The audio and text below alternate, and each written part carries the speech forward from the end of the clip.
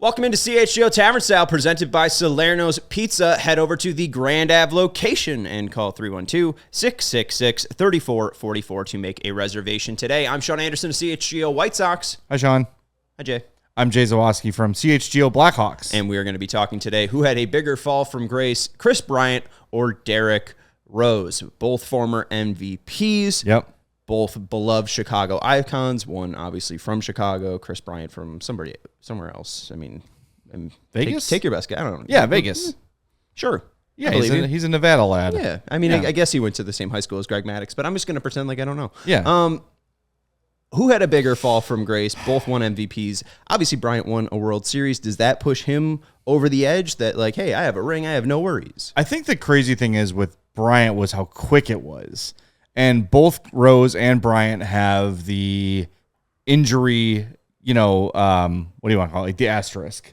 They both have injury problems that have led them to this thing. Whereas, D Rose had the one major injury that derailed everything. Bryant just has this like nagging history of stuff. And I don't know, to say which is bigger, Kris Bryant was great. I think he will go down as an all-time great for the Cubs. But Derrick Rose, had his career continued on the trajectory it was, you're talking about like maybe not a Mount Rushmore NBA player, but the kind of guy that changes the game forever. The kind of guy that is I don't want to take it to hockey because no one watches it, but like the way Bobby Orr changed the way defensemen play hockey, right? Like it completely changed the way the game was played. And for Derrick Rose to play his position the way he did, there were guys that did it, but not to the level of excitement that he did. Well, and I think, too, you saw the eras in Blackhawks hockey with Makita and Hull, and then you saw Taze and Kane. It would have felt like a true felt. I'm not that old. I did not see Makita and Hull play. No. I didn't mean to say that. I know you're very old, but I didn't know. I know you're not that old. That old. Yes. No, but like just I know what you see mean. The other eras, and the Bulls are so Jordan. Yeah, and exactly. You felt something fresh with D Rose, and that felt taken away just from all of Chicago in general. And I just remember that moment. I think everybody kind of remembers where they were when Derrick Rose got hurt, and I remember like our years at the Score after it happened, like trying to figure out like when he'll be back, when will he be himself again, will he ever be himself again? And while he came back and had a decent career, kind of reinvented himself as a different kind of a guy, that Derrick Rose never came back.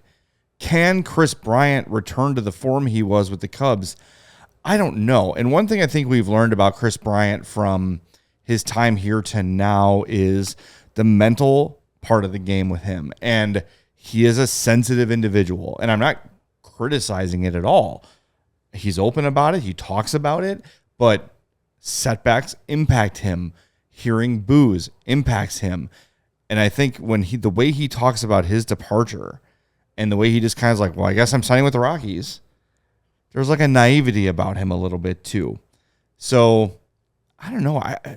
With Rose, it was, I think the fall is you had this expectation of, oh my God, for the next 15 years, this is the dude. Whereas with Kris Bryant, you're like, this is one of the elite players in the league, among the best third basemen in baseball, top 2 or 3. And then it was just like, boom, boom, over.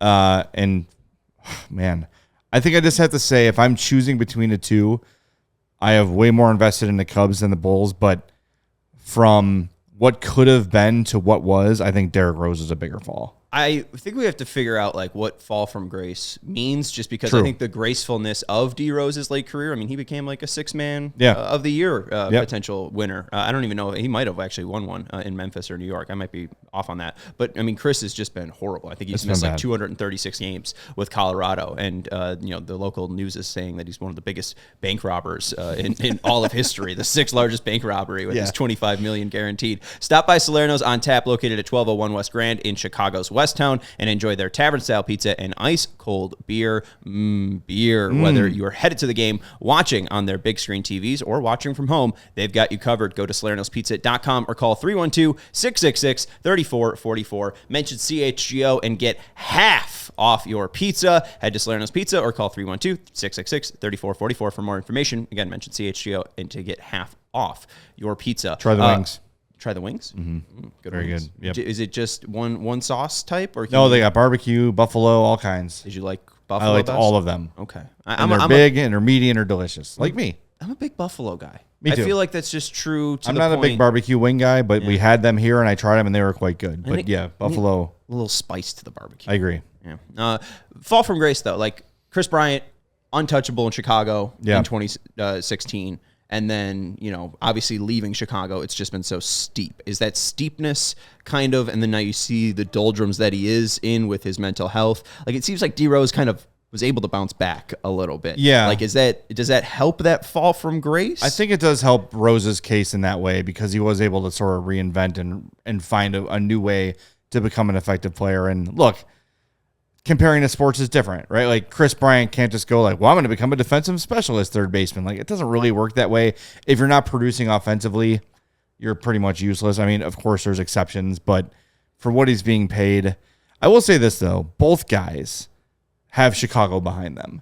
And every time Kris Bryant comes back, he gets a standing ovation.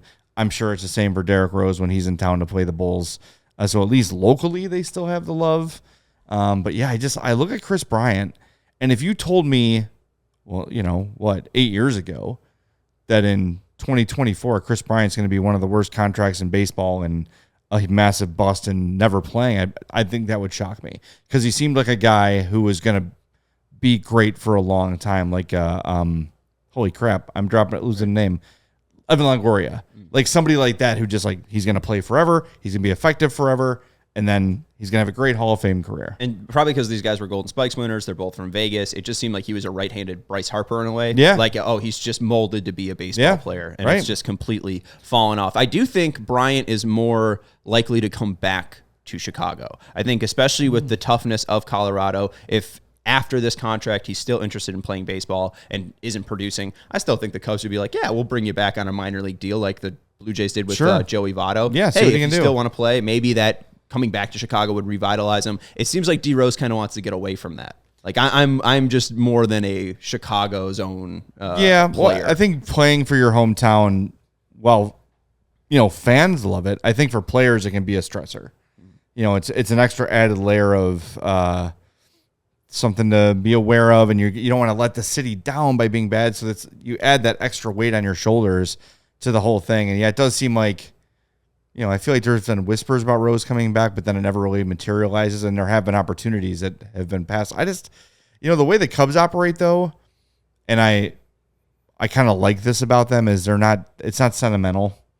It's, are you going to help us? Are you actually going to help us or not? And if you're not, then I'm sorry. Thank you for your time. Because you saw how very quickly they got rid of Bryant and Rizzo and Baez, and everyone was like, whoa, that's over. That was over quick. Mm-hmm. Like it felt like it was over as fast as it started almost. Unfortunately, they got a World Series out of it, but I don't know. I would love to see. I think if Kris Bryant's going to come back, it would have to be here because I think he just feels comfortable here and loved here. But at the same time, there's not a lot of pressure on him in Colorado. There's not a lot of national spotlight. There's not a lot of expectations for the Rockies. So it seems like the right kind of place for a guy like that to kind of disappear. Don't worry about the spotlight. Get yourself healthy. Get yourself back to your game. And it hasn't worked there. And look, injuries are a bitch, and that's been his primary problem. But I don't know. I feel like if he can't figure out in a low-pressure market like Colorado, I'm not sure where it's going to happen. Maybe all the injuries will make him recess into the mountains of Colorado, and like in a year after a Bobby Fischer disappearance, he'll come out with like a huge beard, beard, and he's just ready to mash. That's Jay Zawaski of CHGO Blackhawks. I'm Sean Anderson of CHGO White Sox. Make sure to check out our friends over at Salerno's on Tap. We will talk to you later for CHGO Tavern Style.